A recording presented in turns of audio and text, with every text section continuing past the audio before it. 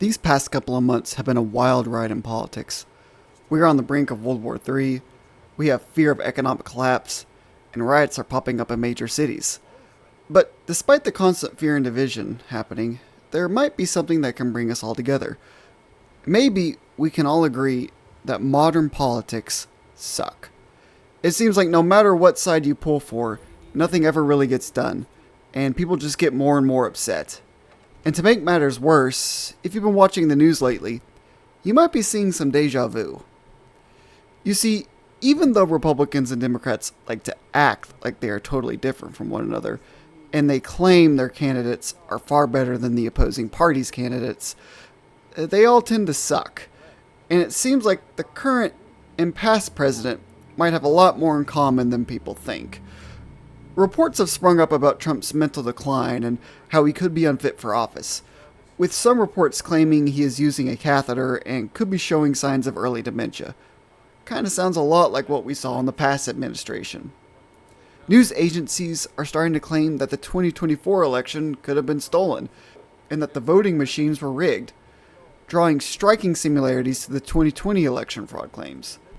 We've seen even that both presidents, Trump and Biden, endorse car brands. Trump endorsed Tesla, and Biden endorsed Jeep.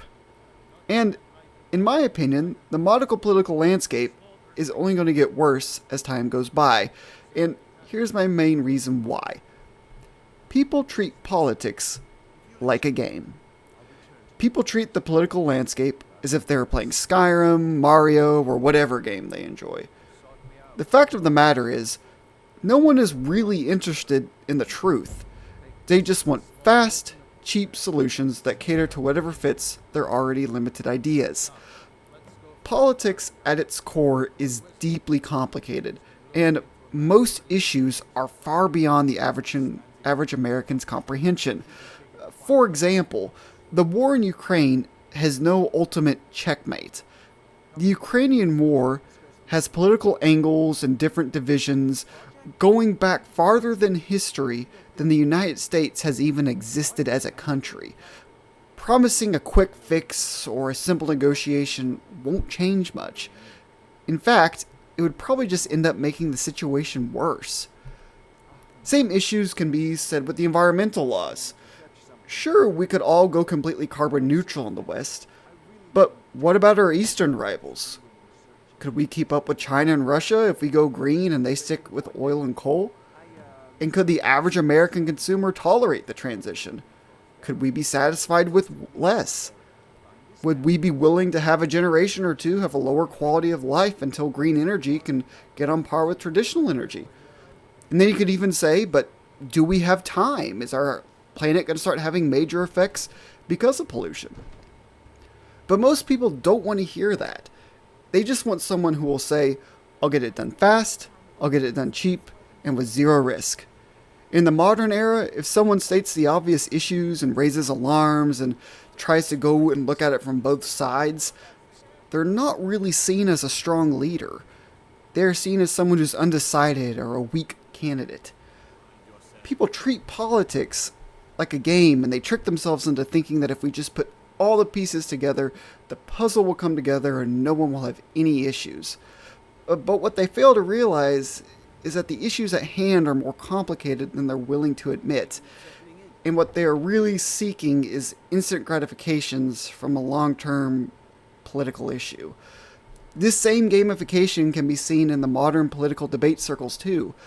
Modern debates are not about finding truth, they're about seeing who won the debate, who had the best line, or which performance will do better on social media. When looking back at the debates from the 2016 to 2024 president elections, everyone kind of already knew what the parties stood for.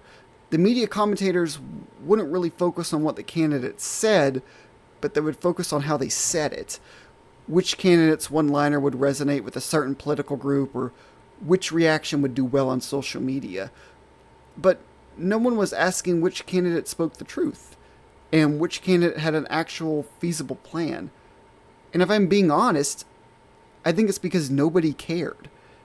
And they just wanted to have either the red team or the blue team win, depending on which side they fell on. and it kind of was basically like a big Halo 3 match, but for adults.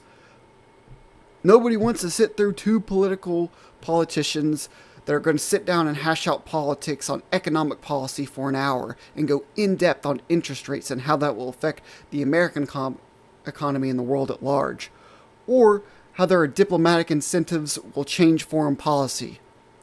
All people are focused on is winning the game. They want to own the libs or crush all the MAGAs. But nobody wants to get to the truth and create solutions.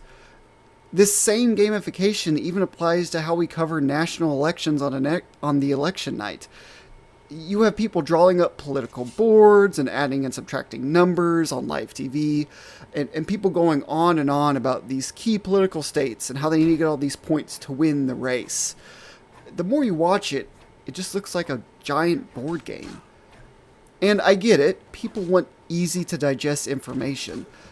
But have we sacrificed quality political discourse for easy dumbed down politics? And this raises another question I've thought about.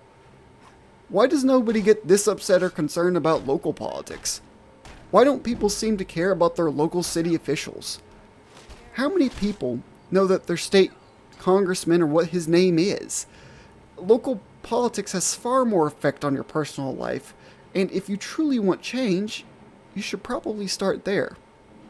But I would argue nobody really cares about local politics because it hasn't been sensationalized as much as the national stage. Local politics is, for the most part, pretty boring. Now, it's okay to be passionate about your beliefs, but maybe we all need to take a step back and see if we've not been radicalized by the 24/7 gamification news cycle.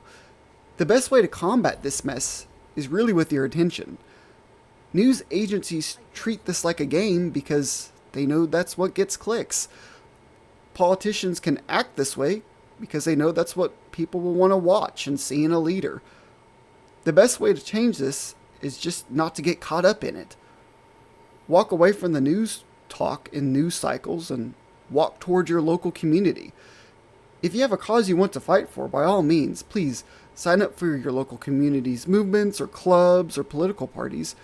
But don't stay attached online or plugged into the TV to get radicalized. To get better politicians, maybe we need to become better citizens. Maybe we need stronger communities and more involvement with each other because it seems like all we do is stay plugged into the news outlets, and because of this, it gives them free range to treat this like a game. And if we truly want to not end up with shallow leaders, maybe we as a people need to not be shallow and stop treating everything like a game.